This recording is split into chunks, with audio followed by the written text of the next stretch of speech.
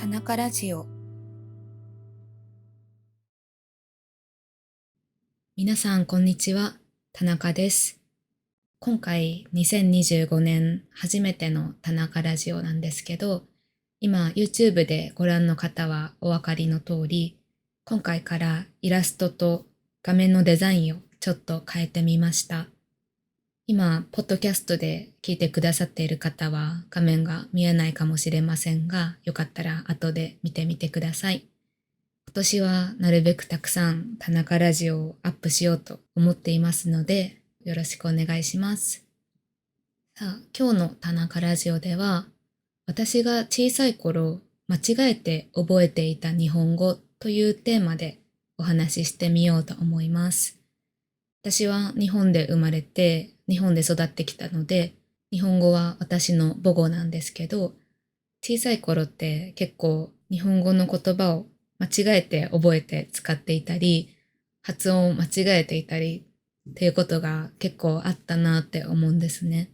小学校ぐらいまで間違っているってことに気づかずに使っていた言葉がたくさんあるなと思ったので、そんな私の小さい頃の間違いを紹介したいと思います。まず一つ目の言葉は体育館なんですけど、皆さん体育館って知ってますか？小学校とか中学校にある運動するための場所ですね。バレーボールとかバスケットボールをする場所なんですけど、正しい言葉は体育館なんですけど、ずっと私は体育館だと思っていました。体育館っていう風に「い」が2つつくので、発音するとき結構みんな短くして体育館体育館って呼ぶんですけど、国語のテストで体育館ってひらがなで書くテストがあって、それで私は「い」が一つの体育館って書いて×をもらって、そこで私は初めて本当は体育館なんだっていう風に気づきました。二つ目の言葉は洗濯機なんですけど、服を洗う機械のことですね。洗濯機。これを洗濯機だとずっと思っていました。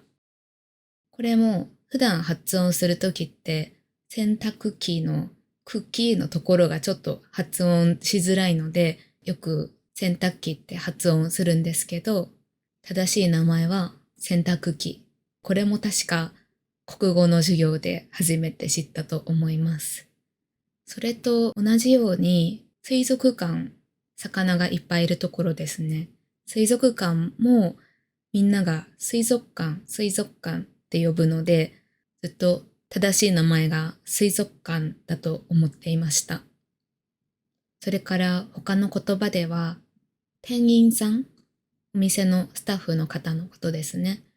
店員さん、正しくは店員さんなんですけど、これも店員さんだと思っていました。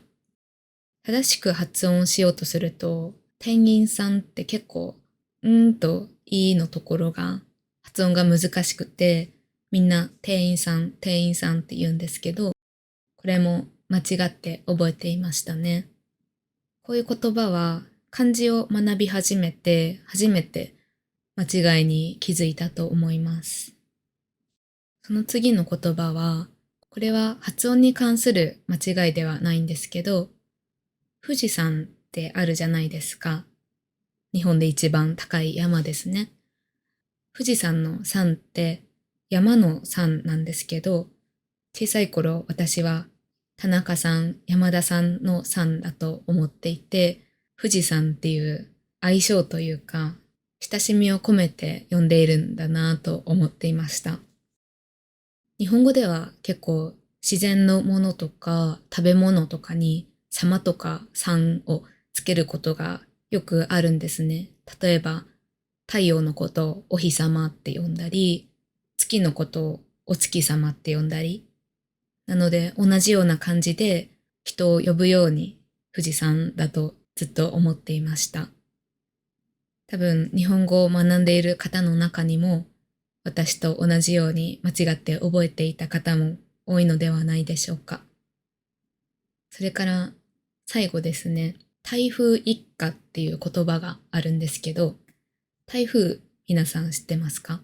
台風はよく夏とか秋頃に来る嵐ですね。台風が過ぎた後は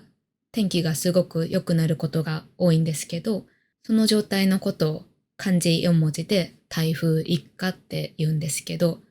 この一過っていう言葉が本当は過ぎるっていう意味なんですけど、違う漢字で同じ発音の一家もあるんですね。一つの家と書いて一家っていう言葉があります。例えば、田中一家って言えば田中さんの家族のこと。鈴木一家って言えば鈴木さんの家族のことを言うんですけど、それと同じような感じで、台風の家族のことなのかなと思っていました。台風のお母さんがいて、台風お父さん、台風赤ちゃんみたいなのがいて、台風の家族みたいなのがあるのかななんて思っていました。はい、こんな感じで以上が私が小さい頃間違って覚えていた日本語の言葉でした。皆さんも日本語を勉強している中で長い間間違えて覚えていた日本語はありますか？もしあればぜひコメント欄で教えてください。さて、今回もこのエピソードに出てきた単語やフレーズをピックアップして PDF を作りました。今回から PDF のデザインもちょっと変えてみました。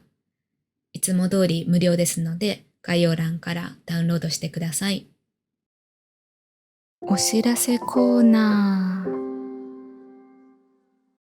今回はちょっとしたお知らせがあります。これから田中ラジオの振り仮名付きのトランスクリプトの PDF を作ることにしました。これまで動画の日本語字幕の漢字に振り仮名をつけてほしいっていうリクエストをたくさんいただいていたんですけど、動画に振り仮名をつけるのが結構大変で、どうしようかなってずっと考えていました。そこで今回のエピソードから漢字に振り仮名をつけたトランスクリプトの PDF を作ることにしました。概要欄からダウンロードできます。こちらは有料なんですけど、私の YouTube メンバーシップのプレミアムというレベルのメンバーの方は無料でダウンロードできます。メンバーの方は私が運営している田中クラブというオンラインコミュニティで無料でダウンロードできます。プレミアムメンバーの方はこの田中ラジオのトランスクリプトだけじゃなくて、他にもスマホやパソコンの壁紙とか他の PDF も無料でダウンロードできますので、興味のある方はぜひ概要欄からチェックしてください。お便りコーナー。今回も皆さんから田中ラジオに送っていただいたお便りを紹介します。今日はアメリカのノアさんからです。2つご質問をいただきました。ポッドキャストを始めた理由は何ですか？それから好きなゲームやアニメを教えてください。とのことです。ポッドキャスト、この田中ラジオを始めた理由なんですけど、私自身が言語を勉強するときによくポッドキャストを聞いていたからですね。言語を勉強するときってできるだけ毎日その言語に触れることがすごく大事だと思うんですけど、やっぱり毎日机に向かって勉強するのってなかなかできないと思うんですよね。でも、ポッドキャストだったら、通勤・通学している時間とか、料理をしている時間とか、掃除をしている時間っていう隙間時間を使って、その言語を勉強することができるので、私も日本語学習者の方向けに、毎日聞き流しでリスニングの練習をできるようなコンテンツを作りたいと思って、田中ラジオを始めました。二つ目のご質問の好きなゲームなんですけど、私が去年の夏ぐらいから始めたゲームが集まれ動物の森です。本当は友達と通信して、友達の島に遊びに行ったり、友達に自分の島に来てもらったりして遊ぶのが楽しいと思うんですけど、周りにやっている友達が今はいないので、寂しく一人で魚を釣ったり、虫を取ったりしています。皆さんは興味があるかわからないんですけど、YouTube でもあつ森の中に出てくる日本語や日本の文化を紹介するのも面白そうだなって思っているので、いつかそういう動画を作るかもしれません。はい、それでは今日も最後まで聞いていただきありがとうございました。また次回お会いしましょう。